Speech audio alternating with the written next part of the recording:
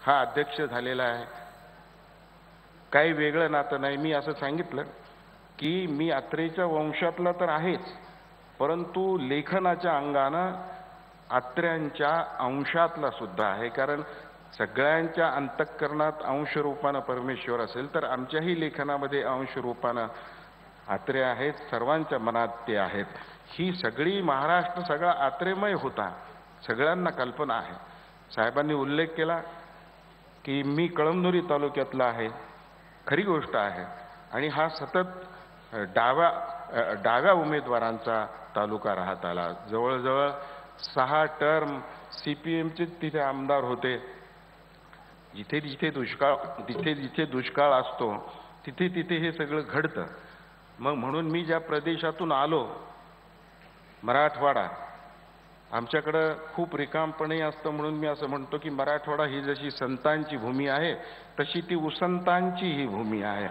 वेळच वेळ सवड खूप असते, पण या संतांच्या भूमीनं खूप दुष्काळ पाहिले. कधी अतिवृष्टीचा, कधी अवर्षणाचा. या सगळ्या गोष्टींचे माझ्याही लेखनावर परिणाम होतात. आणि आम्ही लिहितो की का पाऊस येत नाही, का पाऊस येत नाही, का येत नसावा, असा मला एकदा प्रश्न विचारला. तर मी त्यांना सांगितलं,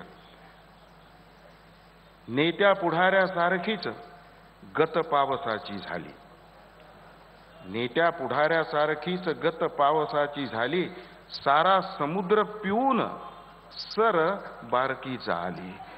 होत नाही, देण्याचा आनंद नाही. त्या प्रदेशातून मी इथपर्यंत आलो. हाही उल्लेख झाला. विजयराव शिवतारे यांनी फार चांगला उल्लेख केला की ही सगळी जी मोठमोठी माणसं आहेत ती याच मातीत, इथल्याच मातीत का जन्मली.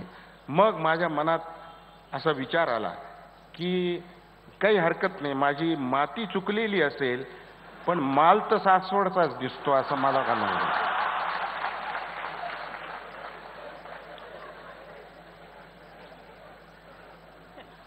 हे जे आंतरिक धागा जो आहे मातीचा, तो इथून तिथून आत प्रवाहित झालेला आहे.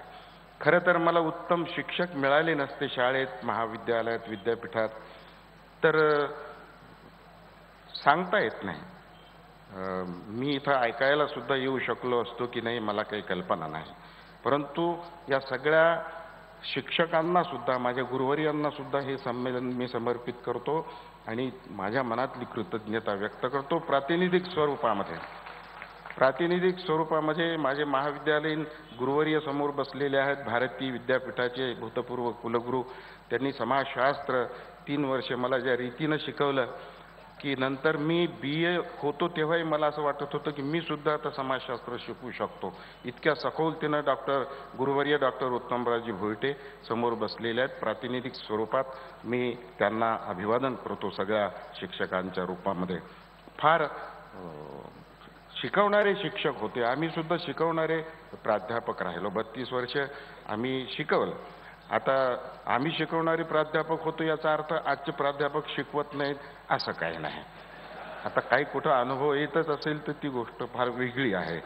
आणि कधी कधी तर मुलांना असं वाटतं की न शिकवलेलंच अधिक बरं, आपण घरी चिंतन केलेलं बरं. या नगरीमध्ये हे साहित्य संमेलन होतं आहे. माझ्या वाट्याला जेव्हा हा सन्मान आला तेव्हा मी केशवसुतांच्या मालगुंड या गावी गेलो होतो स्मारकाला भेट देण्यासाठी. तिथेही मला नवलच वाटलं की काय गावाचं नाव आहे. खरं एखाद्या राजकीय प्रक्रियेचं ते नाव असायला हरकत नाही. मालगुंड असं ते शब्द आहे. काय कुठून कुठून येतात, परंतु गुंड हा सुद्धा शब्द अध्यात्माच्या दृष्टीनं अजून वेगळा आहे. तिथे मला खूप आनंद वाटला आणि तिथेही मीडियानं मला खूप आनंदानं विचारलं की आता इथून पुढे तुमचा प्रवास कसा. तर मी त्यांना सांगितलं केशवसूत ते केशवकुमार असा हा प्रवास राहणार आहे, मालगुंड ते सासवड असा प्रवास राहणार आहे. आणि शेवटी हा प्रवास काय आहे, हा प्रवास काय आहे, हाही समजून घेण्याचा प्रवास आहे. अत्र्यांचे आणि माझे, खरं मी कळमनुरीला 5वीत असताना खूप संयुक्त महाराष्ट्राचा तो कालखंड होता. काँग्रेसचं चिन्ह बैलजोडी होती. आणि मग समितीचं खटारा वगैरे असं ते सगळं होतं आणि विरोधकांच्या सभा आम्ही ऐकत असू तेव्हा सगळ्या त्याचेही काही संस्कार हे होत असतात. त्याच्यामुळे समजून कसं घ्यायचं हा ऋणानुबंध आहे तेव्हापासूनचा. आणि गंमत अशी की विनोदपर मी फार लिहिलेलं नाही. प्रवासासंबंधीच हा थोडासा संवाद मी करतोय. विनोदपर मी फार लिहिलेलं नाही. एकच पुस्तक आहे गणगवळण आणि ते मधुकाका कुलकर्णींनी छापलं लोकसत्तेमध्ये. मी टोपण नावानं लिहित असे आणि टोपण नावामध्ये सुद्धा बायकोचा विसर पडू नये म्हणून मी लीलाधर वनमाळी असं हुशारीनं ते नाव घेतलेलं होतं. एकीकडं कृष्णाशीही संबंध असला पाहिजे आणि दुसरीकडं पत्नीचंही विस्मरण होऊ नये वगैरे असं ते कवी काही साधारण माणूस असत नाही. सगळ्या गोष्टींचे उल्लेख बारकाईनं नव्यानं तपासावे लागतात. हे जे समजून घेणं. आता आमच्या बायकोचं नाव लीला असल्यामुळं काही लोक मला लीला पुरुष असंही म्हणतात, पण सांस्कृतिक संदर्भ फार वेगळे आहेत त्याची तुम्हाला कल्पना आहे. परंतु हे समजून घेता आलं पाहिजे. नव्यानं समजून घेता आलं पाहिजे. दिव्याखाली अंधार हे आपण एका वेगळ्या अर्थानं तुटक अर्थानं म्हणत असतो, पण खरी गोष्ट ती नाही. असंही समजून घेता आलं पाहिजे की अंधाराचं अधिष्ठान असल्याशिवाय उजेडाची उत्कटता अनुभवता येत नाही. याही अंगानं आपल्याला ते समजून घेता आलं पाहिजे. आणि समजून कसं घ्यावं ह्याचे फार सुरुवातीपासूनचे जे संस्कार आहेत ते माझ्यावर झालेले आहेत. मी एका गोष्टीची अजून कृतज्ञता व्यक्त करतो की सुनील महाजन ह्यांनी माझा परिचय करून दिला. फॉर्मॅलिटी म्हणून ठीक आहे, पण संमेलनाचा अध्यक्ष झाला तरी सुद्धा काही लोकांना परिचय नसण्याची शक्यता गृहीत धरून, पण ती चांगली गोष्ट असते. आणि खूप छान परिचय करून दिला.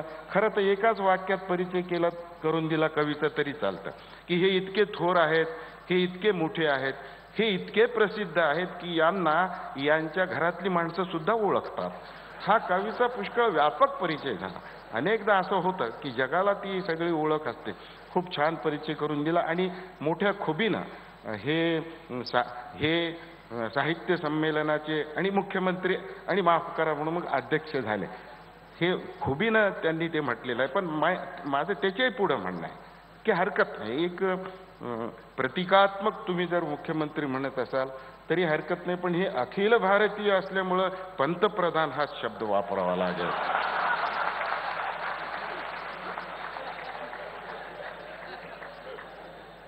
तर हे जे सगळं समजून घेणं आहे हे घेता आम्ही लिहितो म्हणजे तरी काय करतो हे समजून घेणंच आहे. हे घेता आलं पाहिजे. आचार्य अत्रे समजून घेण्यामध्ये कसं ते समजून घेतील काही सांगता येत नाही, परंतु एक वेदना त्याच्या पाठीमागं असते. मी मागेही उल्लेख केला एकदा तसा उल्लेख की हे समजून घेणं आहे. लेखन हे समजून घेणं आहे, बाकी काय. आणि हाही उल्लेख झाला की आपण लिहित नाही त्यांच्याकडे फार मोठं भाषा वैभव असतं. मला भाषा आईकडून मिळाली आणि रसिकता वडिलांच्याकडून मिळाली, चौफेर रसिकता वडिलांच्याकडून मिळाली. पण भाषिक संस्कार माझी एक चुलती होती आणि आई या दोघींचे सगळे भाषिक संस्कार आहेत. जे लिहित नाहीत त्यांच्याकडे भाषेचं फार मोठं वैभव असतं आणि म्हणून तर आमच्या लेखनावर तुम्ही प्रेम करता. तुमच्याकडे जर भाषेच्या वैभवावर प्रेम करण्याची वृत्ती नसती तर तुम्ही लेखकांना ओळखलं सुद्धा नसतं. आपलं जे काही होतं ते लिहायचं होतं ते राहून गेलेलं ही सगळी मंडळी लिहिते. तर हे समजून घेण्याचे एक दोन नमुने मी तुम्हाला सांगतो की हे कसं त्याही अंगानं समजून घेता येतं आणि याही अंगानं समजून घेता येतं. आम्ही थोडंसं विनोदपर शैली मांडून समजून घेतल्याबरोबर हे हास्य कवी आहेत वगैरे असंही बोलतात. हास्य कवी आणि काय केव्हा कुठला शब्द सोडतील परिचय करून देताना सुद्धा सांगता येत नाही. हास्य कवी इथपर्यंत ठीक आहे, हे भारतातले फार हास्यास्पद कवी आहेत असाही परिचय करून देतात. शब्द फेकायची इतकी सवय असते. भाषिक चिंता ही तिथं आहे खरी मराठी भाषेत. फार फार शब्द फेकायची सवय. आमच्या एका भावाला सुद्धा कमी शिकलेला पण सुचेल तो इंग्रजी शब्द फेकायची सवय होती. अर्थ काहीही असो. तो विदर्भात फिरून आला, सगळे लोक ओळखीचे निघाले. त्याला इतका आनंद वाटला, लगेच मला सांगितलं, दादा मला फार आनंद वाटला, जो भेटेल तो तुमच्या ओळखीचा निघाला. मला फार आनंद वाटला. विदर्भात काय तुमची पॉप्युलेशन आहे म्हणे. हा भाषिक चिंता ही इथं आहे. त्याला खरं पॉप्युलॅरिटी असं म्हणायचं होतं, पण आता जो आठवला तो शब्द फेकला त्यानं. तर हे नाही जमत. आमच्याकडे मराठीमध्ये सारभूत रीती अलंकारामध्ये आहे की right word in right place, पण तसं होत नाही.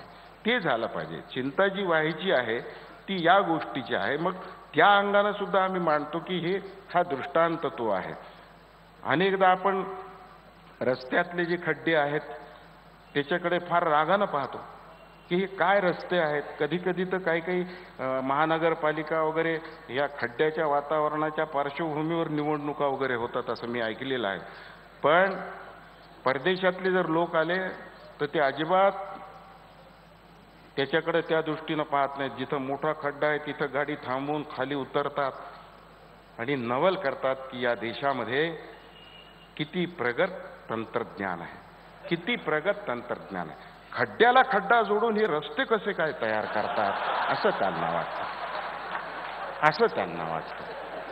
तर हे समजून घेता आलं पाहिजे हे की त्याही दृष्टीनं. परंतु त्याच्या मागे जी एक वेदना आहे ती जर आपल्याला कळली नाही की विनोदपर लेखनाला जे विचाराचं अधिष्ठान असतं त्या अधिष्ठानापर्यंत आपलं अंतःकरण नेऊन भिडवावं लागतं, ही ती जबाबदारी असते.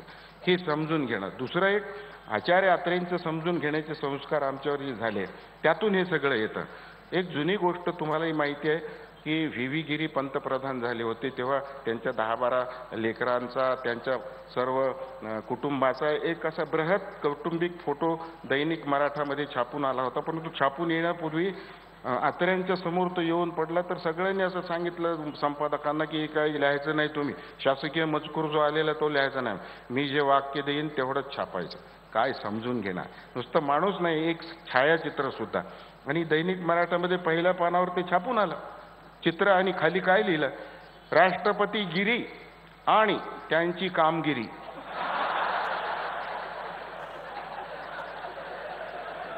हा फक्त विनोद म्हणून त्यांनी लिहिलेलं नव्हतं.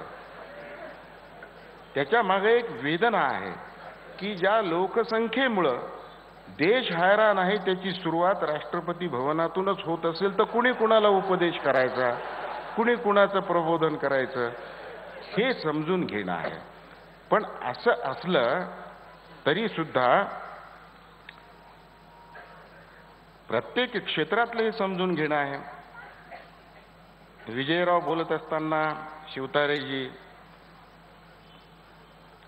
आंदोलन असा एक शब्द त्यांच्या, तो काही राजकारणातला नाहीच शब्द, हा मूळ वाङ्मयातला शब्द आहे की एकमेकांच्यावर जीव जडला, राजकारणातला असो का प्रेमातला असो, की अशी हृदयात अंतःकरणातली जी आंदोलनं असतात ती इकडची तिकडं होतात. म्हणून आमच्याकडे पुस्तकं सुद्धा आहेत मराठी कवितेतील आंदोलने वगैरे. तर तो त्या दृष्टीनं तो समजून घेतला पाहिजे. आता आंदोलनाचा संघर्षाचा संबंध आहेच. जसं आम्ही म्हणतो की पुष्कळ कार्यकर्त्यांच्या मध्ये सुद्धा काही मळीचे असतात आणि काही तळमळीचे असतात.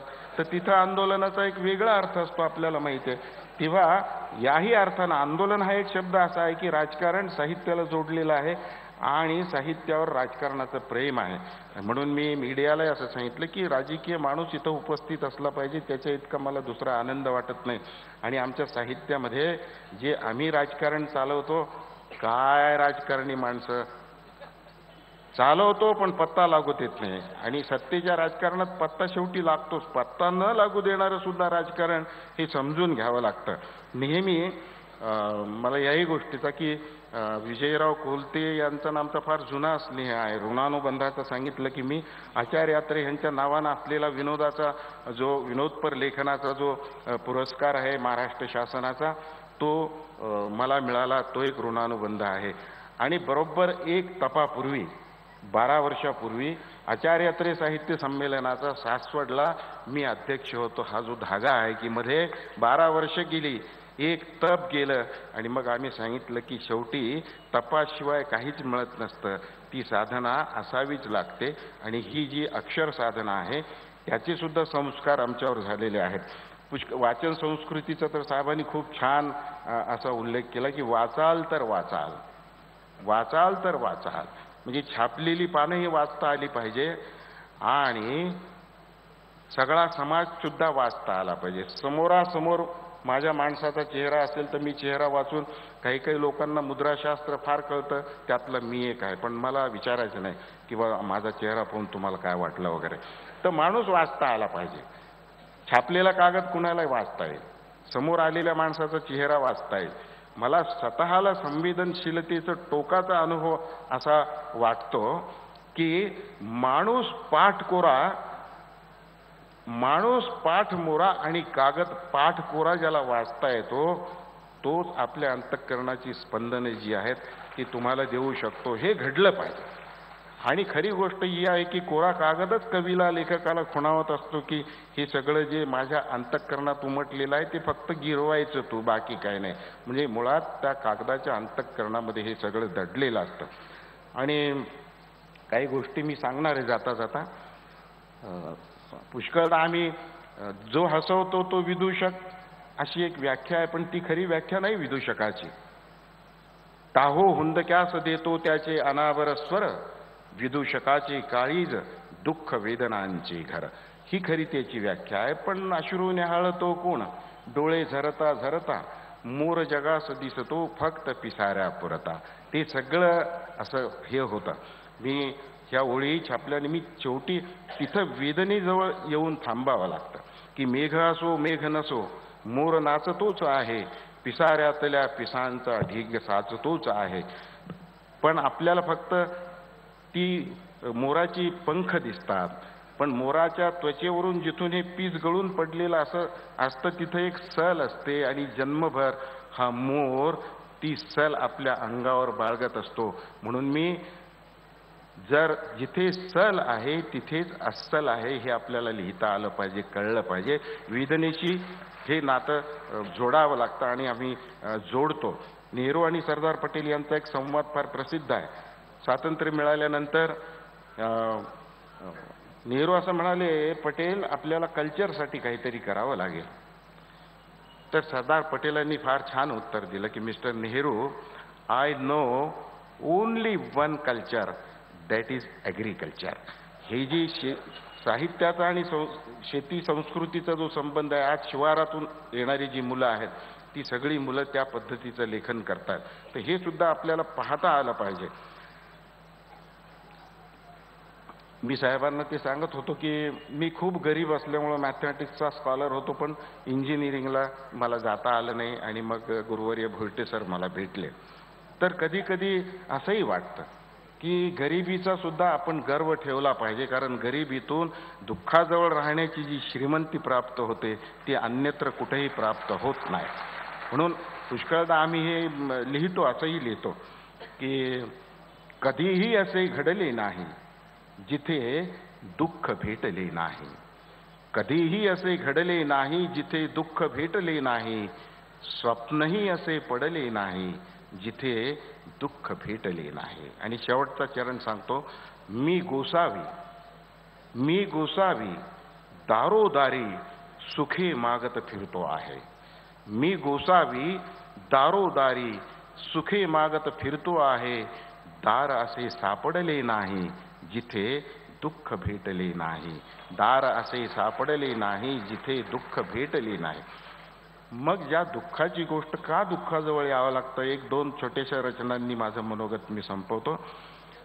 हे कुठून काय येईल, मी नेहमी अस्वस्थ कसा, कोणताही प्रकोप घडो, कोणताही प्रकोप म्हणजे प्राकृतिक असो का एखाद्या प्रश्नाच्या निमित्तानं प्रकोप घडला आणि माणसांना इजा होऊ लागली की मग मन अस्वस्थ होतं. आमच्याकडं नामांतरावरून दंगली झाल्या होत्या आणि आम्ही सगळे नामांतरवादी सगळे होतो, साहेबांनाही माहिती आहे. आणि मग तिकडे खूप दलितांच्यावर इतके अत्याचार झाले की संतांच्या भूमिकेत जाऊन सुद्धा पहाटे पहाटे हल्ले होत असत. मग कवी अस्वस्थ होतो. म्हणजे प्रकोपानं सुद्धा प्रतिभा कोणत्या वाटेनं जाईल, कुठल्या पाय वाटेनं जाईल काही सांगता येत नाही. तेव्हा मी असं लिहिलं होतं की भजनातून आली चिरकत भीती, भजनातून आली चिरकत भीती, टाळांनीच रगडिली टाळांची नाती. भजनातून आली चिरकत भीती, टाळांनीच रगडली टाळांची नाती, रात्रीचे संत झाले पहाटेस वैरी. रात्रीचे संत झाले पहाटेस वैरी, अभंगच ओकले बंदुकीच्या फैरी. अभंगच ओकले बंदुकीच्या फैरी. हा कुठलाही प्रकोप असो, निसर्गाचा असो की काय. आमच्याकडे भूकंप झाला तेव्हा सुद्धा या प्रकोपानं हा प्राण तळमळला. तिथे मग मी लहान मुलाच्या अंगानं ही कविता लिहिली. मीना कुमारीची एक बारीक गझल आहे छोटी. मत पूछो कल क्या, मत पूछो कल क्या, कौन कहे इस पल क्या. या क्षणी काय आकांत आपल्या वाट्याला येईल सांगता येत नाही. असा 26 सप्टेंबरला गणेश विसर्जनाचा दिवस होता आणि लातूर उस्मानाबादला भूकंप होता. किती रात्रंदिवस आमच्या साहेबांनी या सगळ्या गोष्टीसाठी रात्रंदिवस जागून काम केलेलं आहे. विसरू शकत नाही मराठी माणूस, तिथला माणूस. मग हा प्रकोप घडतो म्हणजे तरी काय घडतं. लहान मुलाच्या अंगानं मी थोडंसं लिहिलं होतं वेगळं. आणि ज्यांना नवीन नवीन लग्न झालेल्यांना जुने झालेले जे आई वडील आहेत ते घरात नको होते, त्यांनी शेतावर पाठवले. पण शेवटी त्या आई वडिलांच्या नशिबात काय पाहणं आलं. त्याच्यामुळे मत पूछो कल क्या. मी असं लिहिलं, चंद्र थकला होता, चंद्र भागला होता. चंद्र थकला होता, चंद्र भागला होता. रात्रभर एकटाच चंद्र जागला होता. चंद्र थकला होता, चंद्र भागला होता. रात्रभर एकटाच चंद्र जागला होता. मामा मामा म्हणणारे सापडत नव्हते त्याला चिमुकले आवाज. मामा मामा म्हणणारे सापडत नव्हते त्याला चिमुकले आवाज. ढगात तोंड खुपसून चांदोबाही रडत होता आज. चांदोबाचे चिमुकले गेले, चिमुकल्यांचे मामा गेले, मामांचे वाडे गेले. पाटीवर लिहून काढलेले रात्रीचे पाढे गेले. पाटीवर लिहून काढलेले रात्रीचे पाढे गेले. ज्याला आपण अक्षर असं म्हणत असतो त्याला सुद्धा विनाशानं प्रकोप गिळून टाकत असतो. त्यामुळे कशाला अक्षर म्हणायचं, कशाला अजरामर म्हणायचं.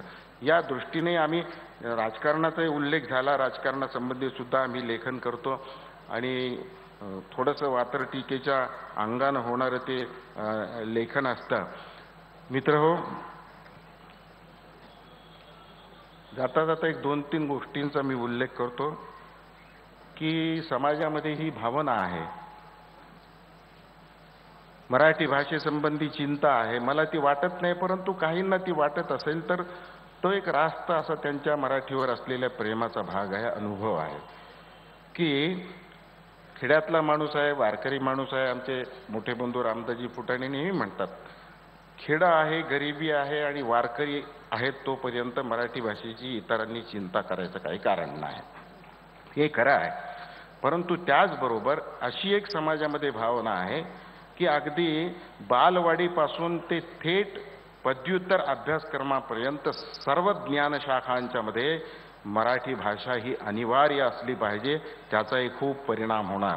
ही एक मला वाटतं सगळ्यांच्या समोर समाजाची काय भावना आहे ती बोलून दाखवावी. दुसरी एक गोष्ट अशी घडली की यशवंतराव चव्हाणांच्या पासून राज्य साहित्य संस्कृती मंडळ असो, रंगभूमी असो किंवा लोकसाहित्य समिती असो किंवा विश्वकोश असो, त्याप्रमाणे उत्तम उत्कृष्ट जे लेखन प्रकाशित होतं त्या लेखनाला राज्य सरकारनं वाङ्मय पुरस्कार दिले पाहिजे. आणि ती एक खूप छान अशा प्रकारची रचना होती सुरुवातीची की एका वाङ्मय प्रकारामध्ये 2-2 पुरस्कार होते. पण गेल्या वेळी कोणती समिती बसवली आणि कोणत्या समितीनं शासनाला मार्गदर्शन केलं काय माहिती नाही. एका वाङ्मय प्रकारातला एकच पुरस्कार त्यांनी ठेवला. 1 लाखाची रक्कम वाढवली. कुणीही सांगितलेलं नव्हतं रक्कम वाढवा वगैरे. आमचं तर असं मत होतं. मी त्या समितीचा सलग 3 वर्ष अध्यक्ष होतो. तर माझ्या एक लक्षात आलं की किती वेगवेगळ्या प्रदेशातून, वेगवेगळ्या शिवारातून, वेगवेगळ्या शहरातून लेखन करणारी लेखक मंडळी आहे. असलेल्याच पुरस्काराच्या संख्येत अजून नव्यानं भर टाकून काही वाढ केली पाहिजे. ते झालं नाही आणि जवळपास 40% इतकेच पुरस्कार ठेवले आणि बाकीचे गेले, त्याचंही दुःख नाही. परंतु ज्यांच्या नावे, ज्या लेखकांच्या नावे हे पुरस्कार होते ते लेखकही गेले.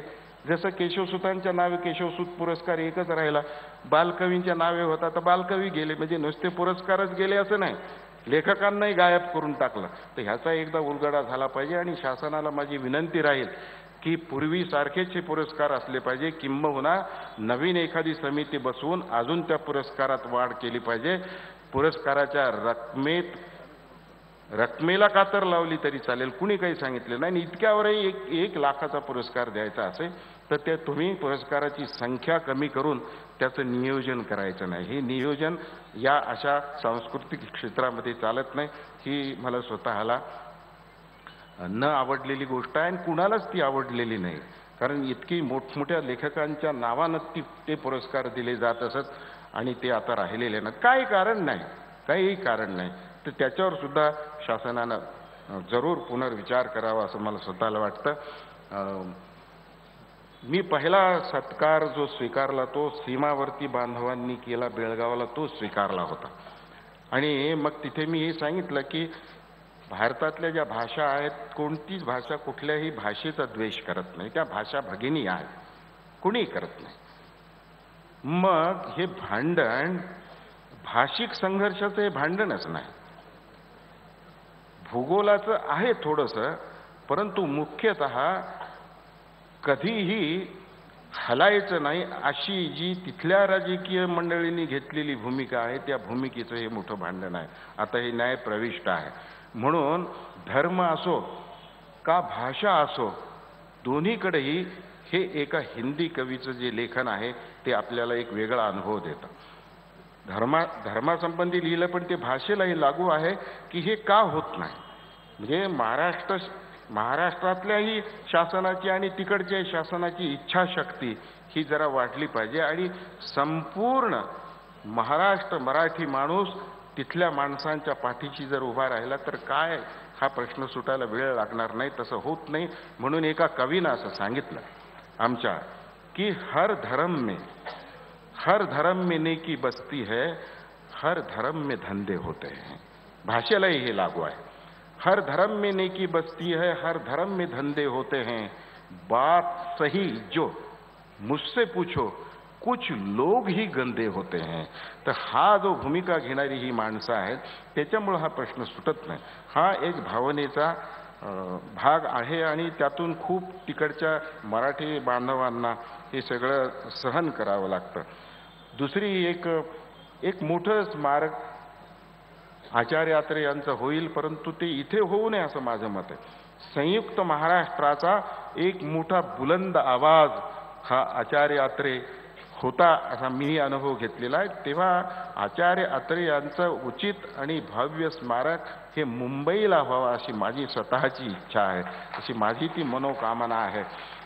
स्मारकानं प्रश्न सुटतात असं नाही, काही काही वेळा तर स्मारकाचेच प्रश्न सुटत नाही. मूळ मुद्दा तो नसतो. कारण प्रेरणा कुठून येईल काही सांगता येत नाही, कुठून येईल काही सांगता येत नाही. तर पाहिल्यानंतर मला त्याचं कारण असं की मी विद्यार्थी असताना गांधीजीचा पुतळा दिसल्याबरोबर आमचे वडील चपला काढत असत आणि हात जोडत असत थोडा वेळ डोळे लावून.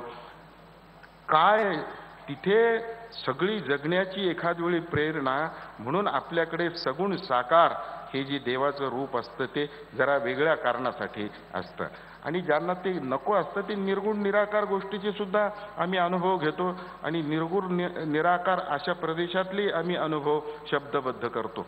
पण हेही त्याची एक गरज आहे. मित्र, खूप मला आनंद वाटला हा संवाद करत असताना. साहित्य योगायोग आहे. औरंगाबादला मधुकर अण्णा मुळे यांनी संमेलन घेतलं होतं. राग जाधव हे अध्यक्ष बिनविरोध निवडून आले होते आणि त्यांना बिनविरोध निवडून आणण्यासाठीच मी त्यावेळी फॉर्म भरला होता आणि मग मी विड्रॉ केल्यानंतर ते बिनविरोध निवडून आले. साहेब उद्घाटक होते आणि मी त्या संमेलनाचं आता जसं सुधीर सूत्रसंचालन करतो तसं सूत्रसंचालन करत होतो. म्हणजे सूत्रसंचालकाला सुद्धा किती भवितव्य असतं हे सुधीरनं लक्षात ठेवलं पाहिजे. सुधीरनं लक्षात ठेवलं पाहिजे. आणि खरोखर काय केव्हा परेशान करतील सूत्रसंचालक माहिती नाही. साहेबांना एकदा अनुभव आला होता की साहेब आता बोलायला उठतील, साहेब येऊन तत्पर असल्यामुळे उभे राहिले आणि त्याचं सूत्रसंचालन चालूच होतं. मग त्यांच्या मनामध्ये प्रश्न पडला की हे सूत्रसंचालन आवश्यक असतं का? तर मी साहेबांना सांगितलं हो फार आवश्यक असतं. तेव्हा कशासाठी म्हटलं सूत्रसंचालनाचे स्वतंत्र कार्यक्रम होऊ शकत नाही, तेव्हा मधून मधून लावावे लागतात, त्याच्यासाठी आवश्यक असतं. तर ते एक भवितव्य आहे, संकेत आहे. खूप छान हा इथे मी संवाद आपल्या शिकेला आणि मी असं सांगितलं की शेवटी दुःखाजवळ यावं लागतं. सुखाचं अधिष्ठान सुद्धा दुःखच आहे, कारण ते फार श्रीमंत असतं. त्याच्यामुळे एक छोटीशी कविता, कवी आत्मचरित्र फार कमी लिहितात, त्याची गरजच पडत नसते. त्या कविता लिहितो हेच त्याचं आत्मचरित्र असतं, पण तो घरच्यांना पत्ता लागू देत नाही इतका तो कुशल असतो. मग काही संशोधक त्यातून अर्थ काढून, म्हणजे त्याला आमच्याकडे एक नाव आहे चरित्रात्मक समीक्षा, की हे असं असं आहे, हा इथला मज पुरे फवारा, असं मर्ढेकरांनी लिहिलं. मग चरित्रात्मक समीक्षा, मोठे अभ्यासक गुरुवर्य दभी इथं बसले, एखादा चरित्रात्मक असा अर्थ काढू शकतो की याचा अर्थ असा आहे की मर्ढेकरांना त्या काळामध्ये फवारे मारायची सवय होती की काय, असे बाळबोध चरित्रात्मक काढतात. पण तो फार पक्का असतो, उत्तम तो लिहितो. मी असं लिहिलं. आता चरित्रात्मक अर्थ ह्याच्यात नाही, हा दुःखाचा केवळ अर्थ आहे, दुःखाचा. मी आयुष्य माझे इथे तिथे वाटत आलो. मी आयुष्य माझे इथे तिथे वाटत आलो, शिलाईतच जणू जागजागी फाटत आलो. मी आयुष्य माझे इथे तिथे वाटत आलो, शिलाईतच जणू जागजागी फाटत आलो. वाटले नव्हते होतील झरेही पारखे, वाटले नव्हते होतील झरेही पारखे, वाटले नव्हते होतील झरेही पारखे, जलाशयात माझ्याच कसा मी आटत आलो, या इथे तिथे मी माझे आयुष्य वाटत आलो. का धरला अबोला सुखांनी कळते मलाही, का धरला अबोला सुखांनी कळते मलाही, मखरात माझ्या मी दुःखांना थाटत आलो, आयुष्य माझे मी इथे तिथे वाटत आलो. आणि शेवटचं चरण आहे, जन्मता जन्मता वारले वासरूही कसे.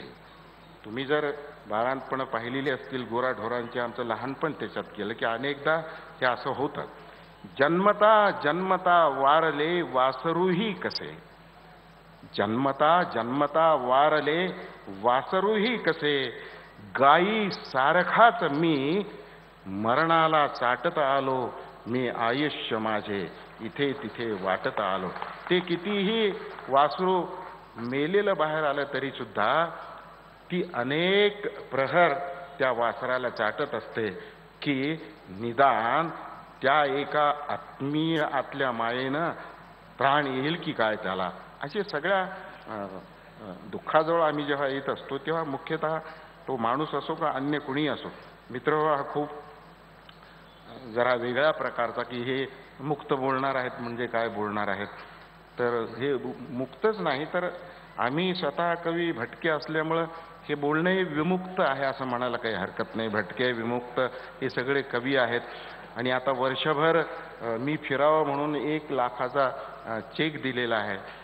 40 वर्ष मी रामदासजी फुटाणे आमचे सगळे कवी मित्र हेच करत आलेलो आहोत. आता एका वर्षासाठी 1 लाख दिले तर मागच्या 40 लाखाचं काय वगैरे असं कवीच्या मनात काहीही विचार येऊ शकतो.